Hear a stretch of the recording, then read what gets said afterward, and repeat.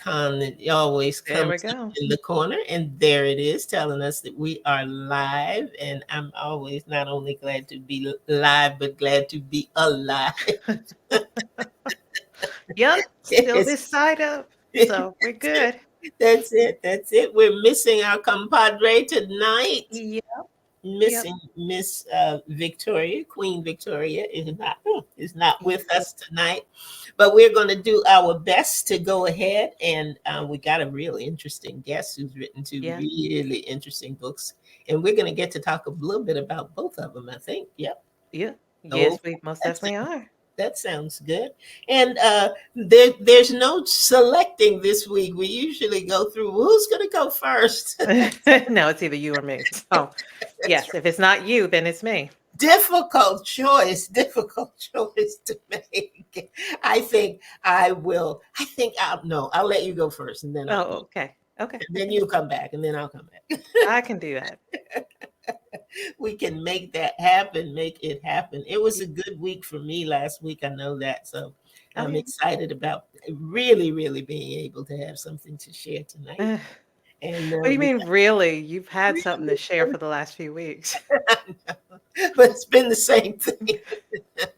Different segments, different components There of the you go. same You've been story. telling your story. Different That's all. chapters. That's what I should say. Different chapters of the same story. But we're going to let's see. We have this is easier because it's just the two of us tonight, and Mm-hmm. that means that we just will bounce back and forth. And we are going to let our guest have the floor and tell the stories that he wants to tell, which I know will be interesting surrounding the two books that he has. Yeah. So we are about ready to start, Mr. Allen. If you are ready, then we can start rolling. All right, I'll take care of it, and I'll be here in the background if you need me. All Thank righty. you, Thank Alan. you, sir.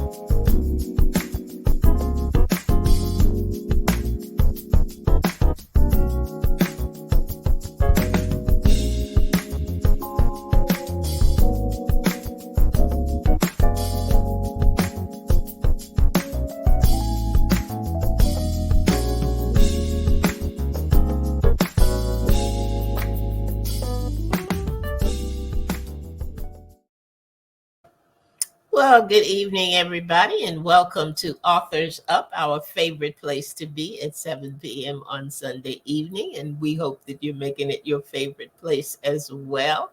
We've got Angie on the line. Hello there, Angie. Good to have you on the line tonight. It was good seeing you yesterday. Over the weekend, we had a good time, and thank you for tuning in tonight.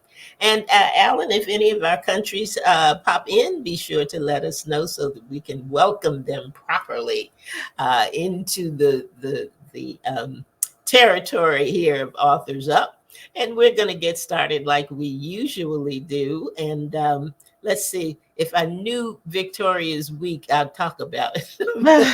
No, it's okay.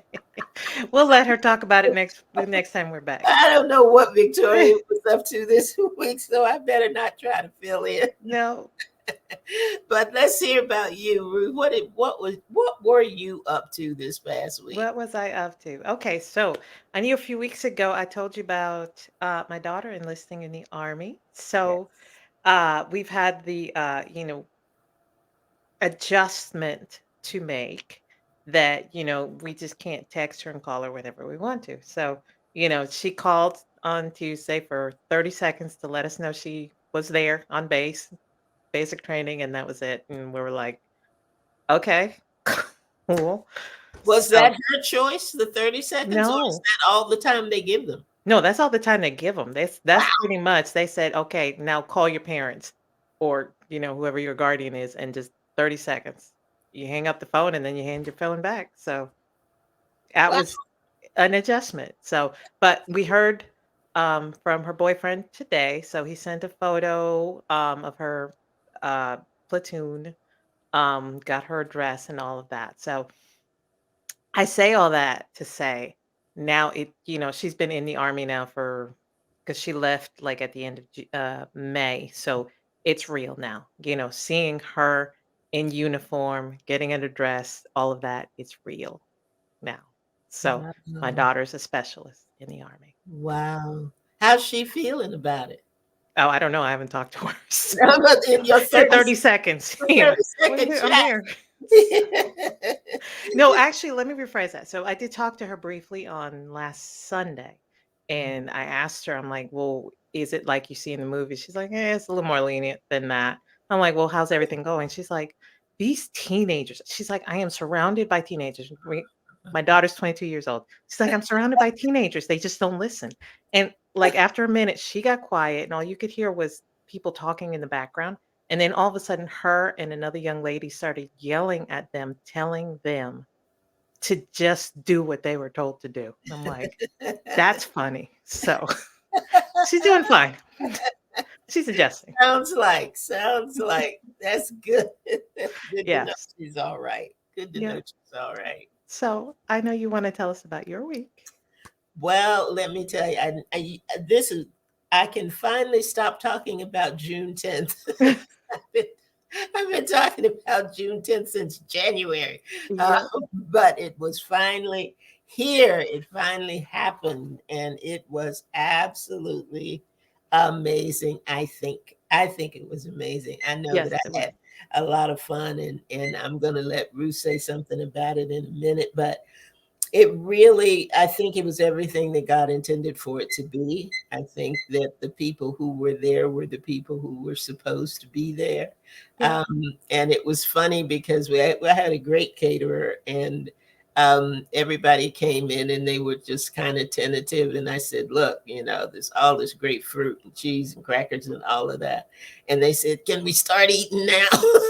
It was like, yeah, but don't fill up there because you're gonna be eating for 2 hours. and They and were. she did not disappoint. I tell you what, No. we had young ladies from a nonprofit group called the Rhoda Generation, and they Oh, acted as hostesses for the evening, nice. served everybody. So Well, they it did a great job. yeah, they did. They really did. They got there on time and they followed instructions, and they were very pleasant and did what they were supposed to do. So we announced two new programs Hmm. coming on: The Power of Transformation with Dr. Paula Opie, and that's going to start officially in July. But she's got two pilot programs coming up in June, kind of get her feet wet and get everything moving. And she's going to be on When Life Speaks on the 15th. So we'll get to talk to her a little bit. And then we have a program for men by men on Mondays, and it's going to start off just the first Monday of every month, August through December, and then it's going to go to monthly programming.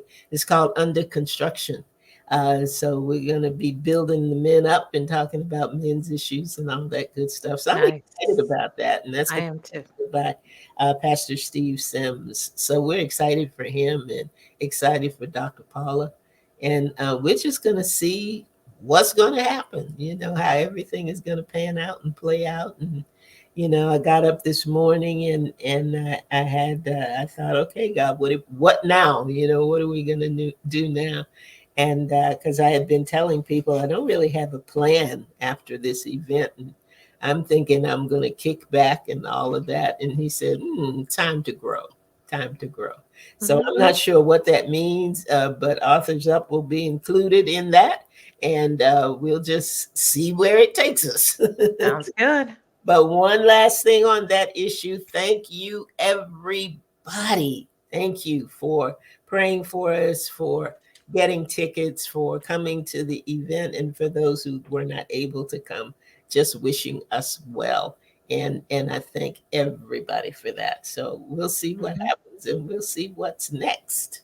Absolutely. But for tonight, we're going to see what's up with our guest. And Ruth is going to start off with telling us a little bit about his bio, and I'm going to finish that up. And then we're going to take a brief break. And we're going to come back and talk with our guest who has some exciting stuff he's going to share with us tonight. So tell Awesome. us a little bit about Mark. Absolutely. So, Mark Ryall recently retired from teaching economics at Hillfield Strathallan College in Hamilton, Ontario. His first love in coaching was always cross country running, a sport which he felt made students stronger mentally and physically, and which promoted teamwork and mutual support. So, we are going to be talking about his book tonight, Run, Daughter, Run, which Andrea will share about in a minute. But we're also going to mention his other book, the speculative fiction Age Decoded, which is Mark's first novel. He wrote it to educate himself and the world about the imminent tsunami of genetic engineering. CRISPR like technology will impact humans in physical and psychological ways, thus fundamentally affecting what it means to be human. The story peers 100 to 200 years into the future, allowing the reader to critically imagine this new scientific frontier. Wow, sounds interesting. Mark also just published his second book, which Ruth mentioned, which we're going to be talking about tonight, Run, Daughter, Run, Father, which provides stories, anecdotes, and scientific advice on running and racing. It highlights the training adventures of him and his daughter Stephanie, whom Mark coached and ran with. The are targeted at younger and older age group competitors. Mark competes in triathlons. We had another author who was on who had a book about being a triathlete and represented Canada in the 2019 World Age Group Championships in Switzerland. He also recently qualified for the World Age Group Championships, which is going to be held in Spain this year. Congratulations on all that, Mark. As hobbies, Mark enjoys acrylic art and snooker. And for those of you who don't know what that is, Mark's going to tell you when we come back. His education includes not only a BS, but an MBA and PhD from the University of Toronto. And we're going to take a quick break right through here. We want you all to hang out and hang in. We will be right back, and you will get to meet Mark Ryall. How about that? I'm excited. What do you think, Ruth? Absolutely.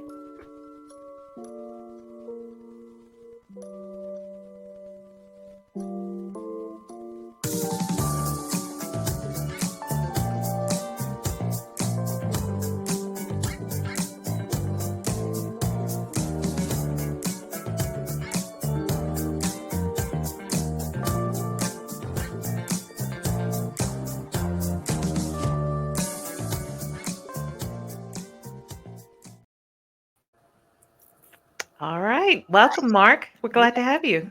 Yes. Yeah, hi. Thank you so much for hosting me on your wonderful show, and I'm really looking forward to having a nice chat and I don't know, giving your audiences members a few things to think about along the way. Awesome. Awesome. Well, let's start. We usually ask, tell us about your book. Now, we're going to talk about both of your books, but we're going to focus on Run, Daughter, Run, Father. And tell us a little bit about that one. Sure. So that is, as the title implies, it involves my daughter and I in the sport of running.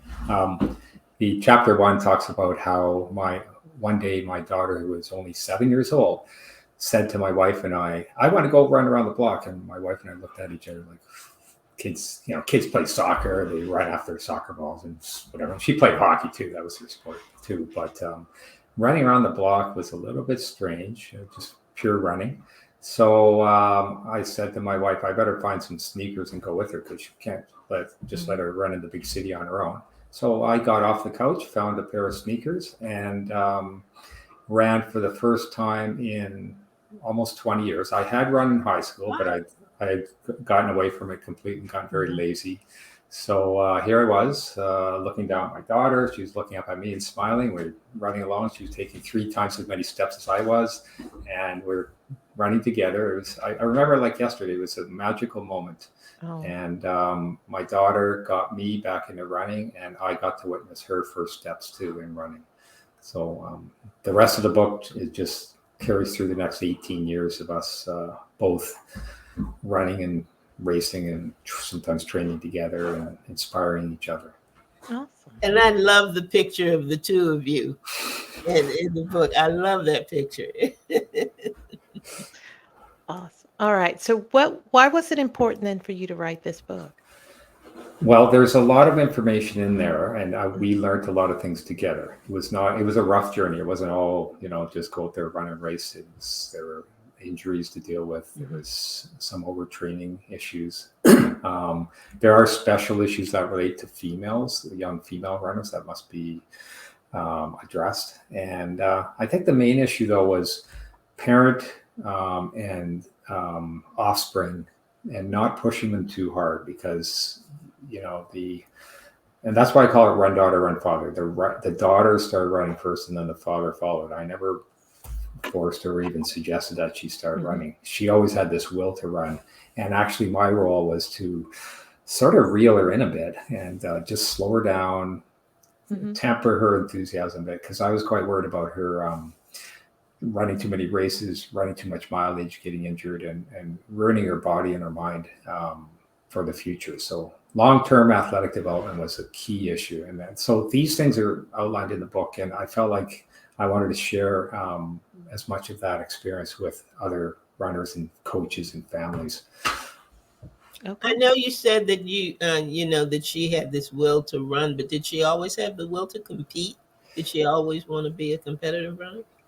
Yeah, and she was already competing in soccer and playing hockey. So she's pretty competitive and pretty feisty, and she it was always there, I would say. Okay. All right. So what struck me most about your book, I have to say, was actually something you wrote in an email when we were corresponding, is that you talked about embracing age, old age old age and mentality, and treasuring intergenerational relationships. I promise I can talk. Um, and I think that really comes out in, this book. We didn't get a chance to review the other one. We definitely want to talk about it, but it's that it was important enough for you to write about. Tell us a little bit about your writing journey, because economics is way different than, say, creative writing. Yes. So just to touch upon the intergenerational thing, it's a beautiful aspect of the book. I think all parents, but let's say all fathers, want to find ways to share things with their sons or daughters. And Stephanie and I definitely found our way through the sport of running.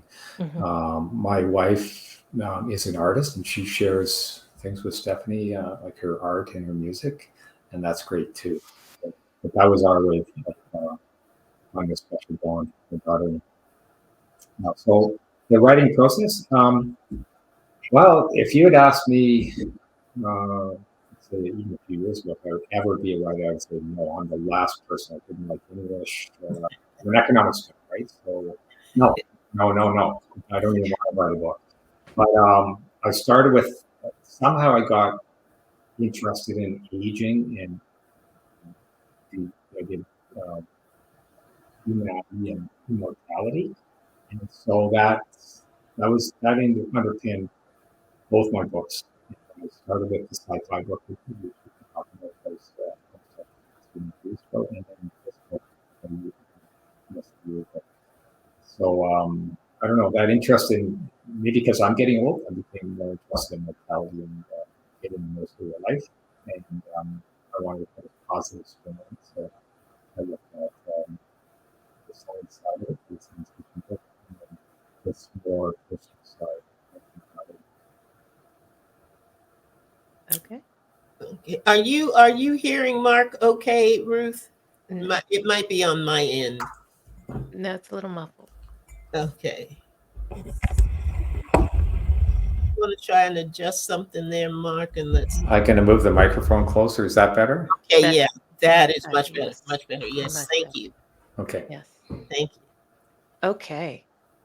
So tell us a little bit about your other book, Age Decoded. Where did the inspiration for that come from?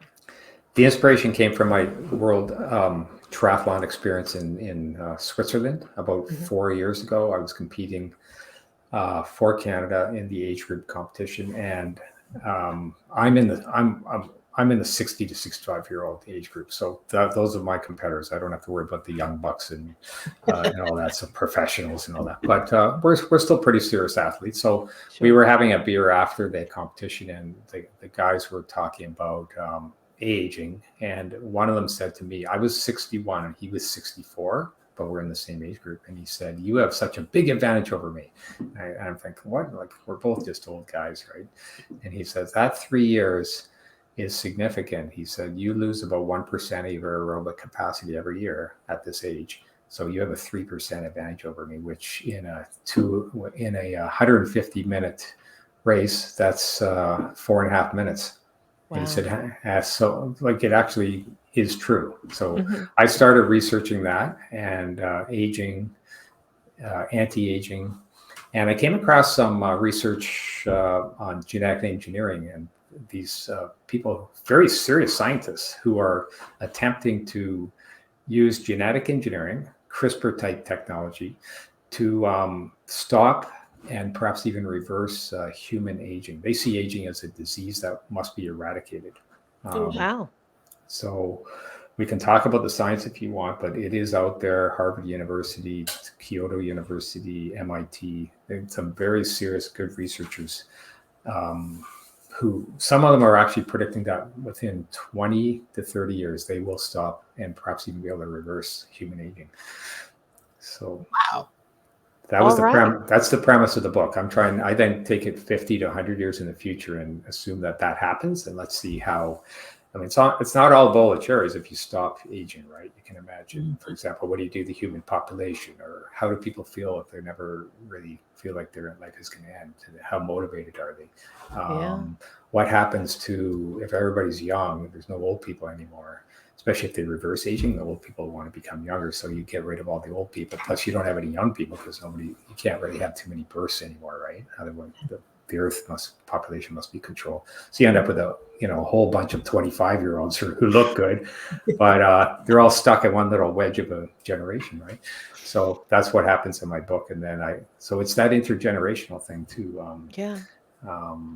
Yeah, so that was the inspiration, and that was the premise, and then I just went forward with it. And I actually try to speculate what will happen. Like, I'm not on some other planet with aliens and all that. I'm actually trying to look at humans and changing humans themselves, not human nature, not human nurture, but actually changing human nature through genetic engineering. Mm. Wow. Okay. So I love science fiction, so I will be reading that book. Great. But I have to say, I can tell you, I have not seen the research, but I can tell you, I myself am a runner. Not on your level, I can promise you that. Because and I have to say, so I pulled a quote, thanks to our other host who is not here, but she's on page 9 of your book where it says, you must run for yourself. That's the heart of the matter. Run if you desire from within when the time is genuinely right for you. Don't run because someone else pushes you, because you'll begrudge it and never acquire deep satisfaction or meaning from it. Absolutely. And my husband, I can tell you, he's been in the gym since he was 13. We're about 50 now. So, and it was always, oh, you have to go to the gym. You have to go. And I hated it. I hate going to the gym. And then probably about 5 years ago, I just started running on a treadmill and have not stopped. So I'm not running any marathons or anything like that, but I love running. And I had to do that for myself Fantastic.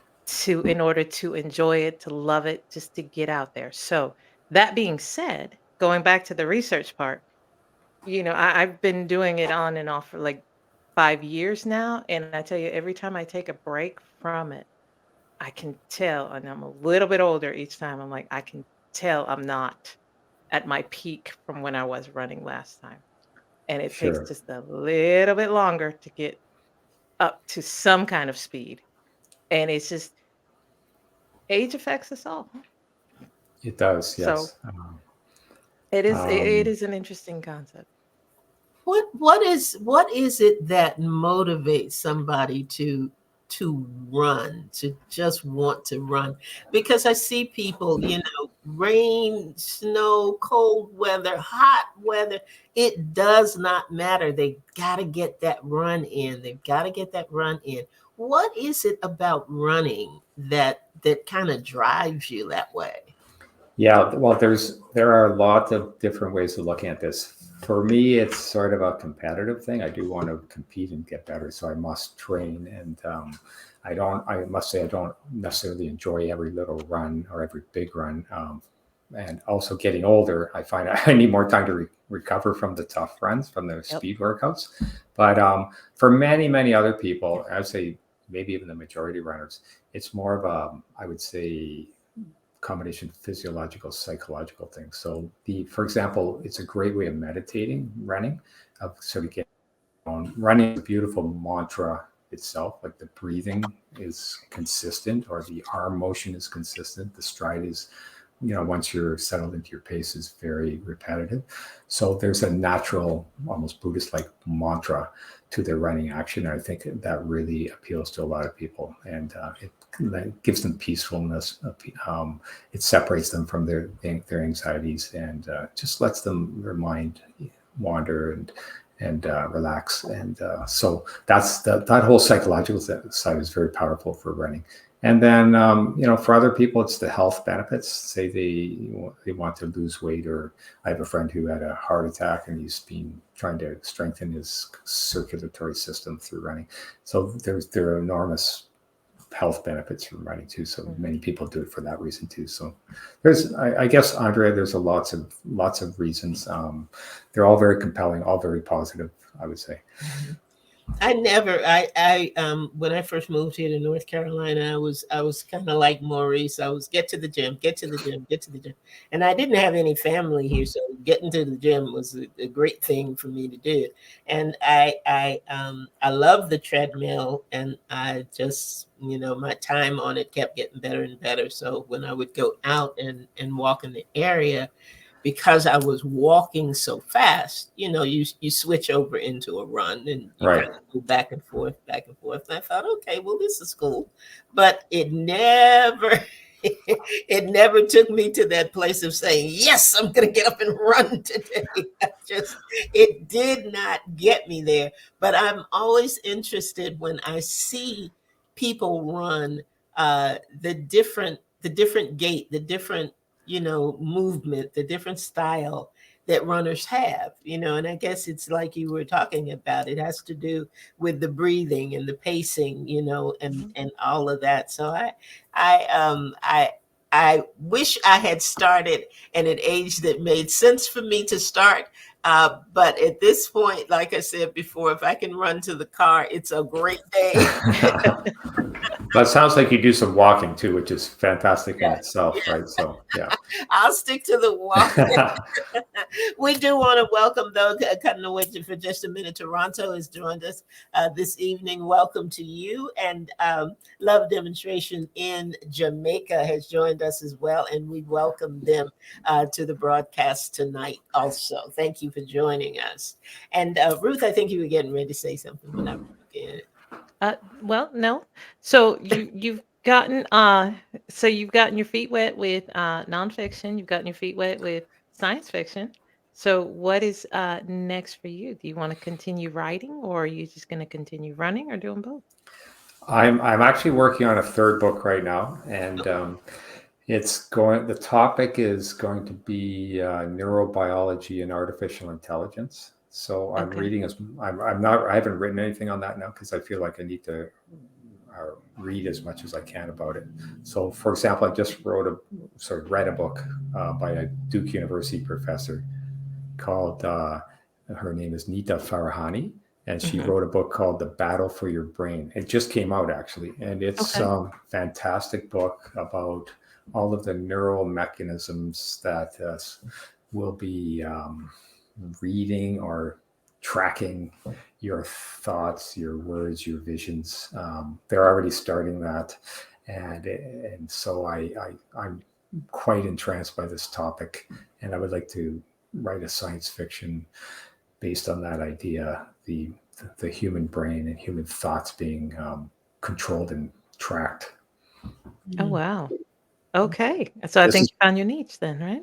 Yeah, it's going to be a dystopia, obviously, but I think it's a hot topic. It involves artificial intelligence too, right? Oh, yeah. Oh, yeah. That's No, that is a Um, very big hot topic. So, absolutely. the Yeah. other American author I've read, who some of your listeners will probably know, is Ray Kurzweil, who wrote this. The singularity is near. okay. He's a fantastic scientist. He's won a lot of awards in the United States for his research. He had a lot to do with voice detection and facial recognition technology. So he really knows what he's talking about. And he wrote this book called The Singularity is Near in 2006. And I think there's a book, I think it's just coming out right now, called The Singularity is Nearer. And it's the artificial intelligence game of sort of using the neural networks in the human brain to model, to create computer systems that operate like the brain, but at a faster pace. So he's quite a guy, and he's given me lots of ideas too, Ray Kurzweil. Awesome. That's great. That is All right. great. And you got some questions? Well, I wanted to ask you because there is a lot of information in your book about running and actually about relationship, because it's not always easy for parent and child in anything to develop a love for it and a respect for it, depending on where either of you are, on the spectrum and on the scale. So I would like to know, just from you, what do you think is the key thing in making uh, relationships on common ground, if I can put it that way, work, and come out with a successful outcome? What do you think is the key to that? Yeah, so for my daughter and I, we locked horns a fair amount. In fact, in the introduction to the book, my daughter writes Before yeah. So she talks about that. She says, my father and I disagreed on a lot of fronts. It was mainly me trying to slow her down and stop her from competing. And she always wanted to go, do more. She was very zealous. And, but we locked horns over that. So, but we never lost respect for each other. We support each other. There were some tough times that we got through. That really helped, because then you sort of you start empathizing with the other person. For example, she got asthma in grade 9, and so in the biggest cross country race, the Ontario Championships, she was seeded to win that race. She was supposed to win the Ontario Championships, or at least be top 3. During the race, they're announcing the names. They're in the forest, so you can't see them, but the announcer's telling the names. And we never heard her name the whole race. My wife and I were starting to worry that they would name the top 10, and we never heard Stephanie's name. And she had her first asthma attack in that race. Wow. 800 meters in, it was a cool, crisp morning, and her throat just tied up. She couldn't breathe in her airways, so she stopped. Apparently she was out on the course, just at the side of the course walking, and somebody was consoling her. So that was her first asthma attack. And she, that type of a challenge was something that really bonded her and I, because you have to deal with it. It's tough. It sets you back. And it was 2 or 3, 4 years where she dealt with asthma. And I like I said to her, though, the 2 world records in the marathon at that time had asthma. They were 2 the best runners in the world: Haile Gebrselassie from Ethiopia and Paula Radcliffe from the UK. They were asthmatics. So I said to her, look, if they can run through it, you can probably find your way too. And so these setbacks were good, because they allowed us to bond and deal with disappointments, and also locking horns over training. But we respect each other so much now. I think in the foreword she mentions that she still loves running, and she thanks me for not letting her overtrain so she couldn't burn out or injure herself. So she's happy that she still loves running. She's racing actually in 3 days, and I'm in Hamilton, right where I'm at. I'm going to go watch her run a 1,500 meter track race, and so she's still excited to do that, and I'm excited to support her. So, That's That's awesome. awesome. There's a quote by I think uh, it's Terry Fox, mhm. a Canadian hero who died from cancer, and I really love this quote. This is how many people do something they believe in. How many people do something they believe in? I just wish people would realize anything's possible if you try. Dreams are made if people try. Yeah, it brings tears to my eyes, Terry Fox. He is the number one. I don't know how much they've heard of him in the U.S. I think a lot of Americans have, but he is the number. If you ask Canadians, who's the number one hero ever in Canada, it's Terry Fox. Hmm. Not Terry Fox is number one, and he died of cancer when he was 23, I believe. But he tried Wow. to run across Canada to raise money because he knew he was dying, and he made Wow. it about. He made it to Thunder Bay, north of Lake Superior, about more than halfway, and then the doctors pulled him off the road because said you can't run anymore. And Wow. he was running almost a marathon every day on one leg, basically just hopping along the highway and saying like those inspirational quotes and talking about. People said to him, how much pain are you going through, Terry? And he said, I'm going through nothing compared to the pain of people suffering cancer all across this country. You know, Mm. and I'll never forget him saying that. I was just a young man at the time, but it was so inspiring. And Mhm. so because of the Terry Fox Foundation all across the world, they've raised, I think now $900 million, almost $1 billion for cancer research, Wow. which is fantastic. That is something. That is really, really something. And I think if you just, and this is just to everybody out there, if the event that I just did was called Make It Count. And when I see this first sentence, it says, how many people do something they believe in?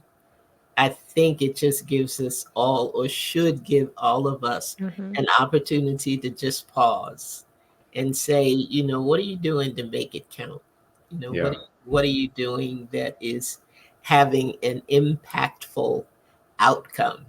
Because it's not always about money and it's not always about tangible things that you see, but they're just things that you do and you do from the heart and you do based on what's placed in you.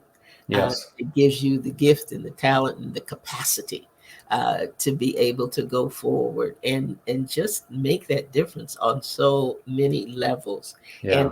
and Mark, I think your book is going to do that. I think it is going to really, really have an impact on a lot of different levels, probably more than you imagine. Well, thank you. Yeah, and I'm glad you brought up the Terry Fox thing because it's not all like Yeah. he never even finished his run, right? He never finished, but Mhm. he had such an impact, and so it's not about. I think that's a chapter where I talk about what does it mean to be a champion. And Which one? Yeah. champion does not mean that you won the award or you were in 1st Mm-hmm. place.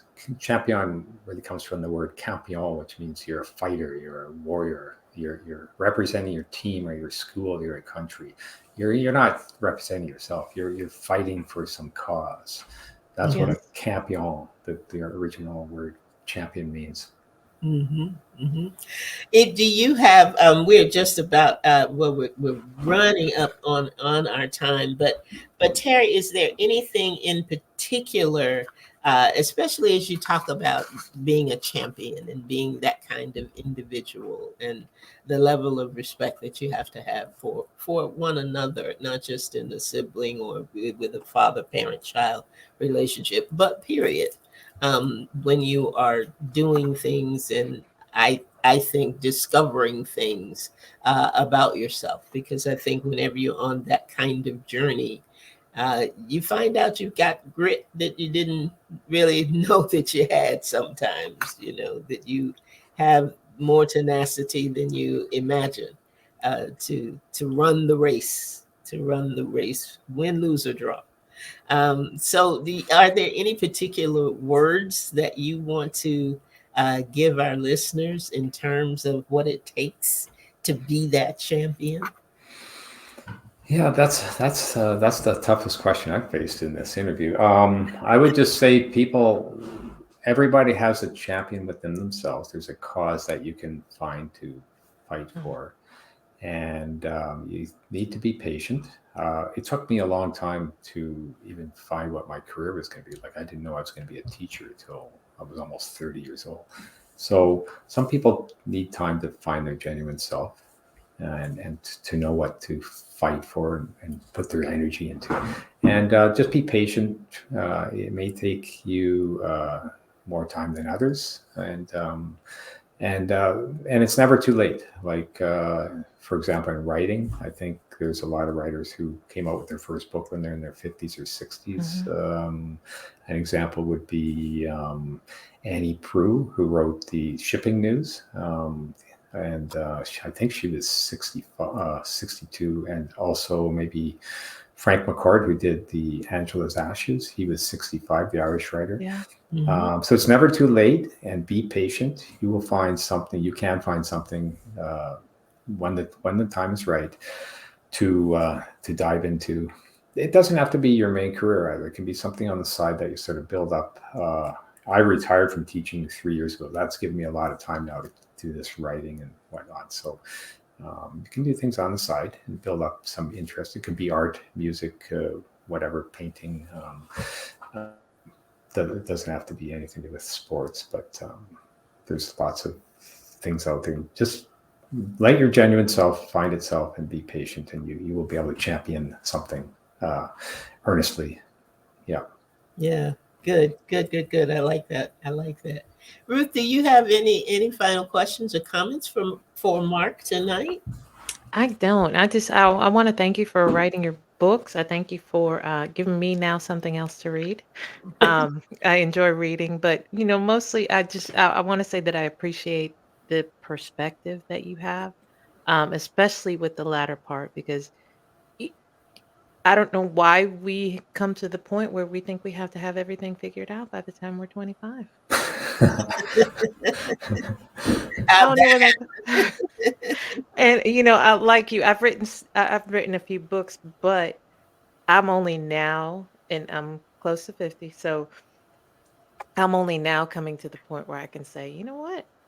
I think I'm getting the hang of this. I think I'm finding where I need to be, and I appreciate that. So, Mark, thank you for joining us today, and thank you for writing your books.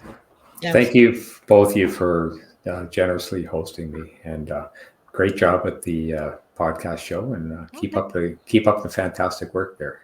Thank you. Thank you, and we're looking forward to the third work coming out that you got going. So, be sure that you let us know and keep in touch so that we can follow your journey with this great writing that you're doing and these interesting premises that you're writing about. Thank you. I'll keep in touch on that. It's going to be a while. I'm probably going to be about a year before I get that book done. We'll still be here. That is about it for us tonight, everybody. Thank you so much for joining us, and thank you, Toronto and Jamaica, for coming in this evening. I know we have other countries who have joined us as well. We will be replaying this segment of Authors Up on Saturday at 7 p.m. So if you did not have an opportunity to listen to Mark tonight, or if you have friends that you think would be interested in hearing about his journey, be sure that you join that replay that we have. I see Victoria has popped in. Victoria, we missed you tonight, but we know that you will be back with us next week. At least we're hoping you are, and we'll all be in full effect, as the kids say, and be in our places doing what we do. So that is it for us. Again, Mark, thank you so much, not just for joining us, but for writing such a great book. It's just a great book. And I pray that people will read it and have the opportunity to look at things a little differently than they have before. So you brought that to the table tonight, and we thank you for it, and we appreciate you because of it. Thank you so much. Okay, that's it for us for tonight, everybody. You know, we had put our favorite thing up. Get the book. Be sure that you get the book and support the writing that Mark is doing. We have another great show planned for you next week, which is Father's Day. And we have a replay of one of our favorite authors and the book that they brought to us. So that's going to be going on next week. And week after, we have another new guest for you. So stay tuned, because you never know, you never ever know what's going to happen on Authors Up. It's a surprise to us too sometimes. So come on back. Join us right back here Sunday evenings at 7 p.m. for another edition of Authors Up. Have a great week, everybody. And Mark, again, thank you so much for being with us. Okay, bye-bye. Absolutely.